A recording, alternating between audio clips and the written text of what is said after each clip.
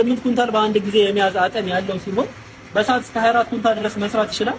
የሚክሰሩ የተለያዩ ክፍሎች ለማየት ያክል በዚህ በኩል የማይፈጭ እህሎች አስገብተን የምንጠቀምበት ሳይድ ሲሆን በዚህኛው በኩል ደግሞ ኦሬዲ ሙሉ ከሚክሰሩ የምናገኛቸውን ምርቶች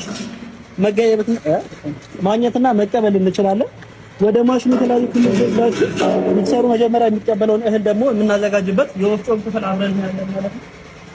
ወፍጮ በሰዓት 24 ኩንታል መስራት ይችላል። ይወፍጮ 3 ተቀያያሪ የሆኑ ወንፊቶች ያሉት ሲሆን ለቀይ ዶሮ፣ ለእንቁላል ጣይ እንዲሁም ደግሞ ለከብቶች መኖ ማገልገል ይችላል። የተለያዩ እንደ በቆሎ አጥንትና የመሳሰሉትን ነገሮች በደንብ አድርጎ መፍጨት ይችላል ማለት ነው። ከዚህ ያገኘነው ምርት በሶስተኛ የማሽኑ ክፍል ወይም ደግሞ ስቲም ኮንቬየር ነው ወደ ሚክሰሩ የምናስገባው። ለዛ ነው ይሄኛው የማሽኑ ክፍል የሚያገለግለን። ይሄ ዘንግ ደግሞ ስቲም ኮንቬየሩ በስርዓት ለመያዝ የምንጠቀምበት ነው። ሙሉ ማሽኑ ደግሞ እንዲሰራ የምናበራበት የምናጠፋበት የተለያየ ፓርቲ የምንጠቀምበት ደግሞ እዚህ ጋር ምነው ኤሌክትሪካል ቦርድ የሚባለው ክፍል አለ። ኤሌክትሪካል ቦርድ የሚባለው ክፍል የተለያየ ያልተመጣጠነ ጉልበት ያለው ኃይል ሲመጣ ማሽናችን ላይ ዘለቄታ የሆነ ችግር እንዳያመጣብን የምንቆጣጠርበት ማሽኑን የምናበራበት የምናጠፋበት ፓርት ነው ማለት ነው።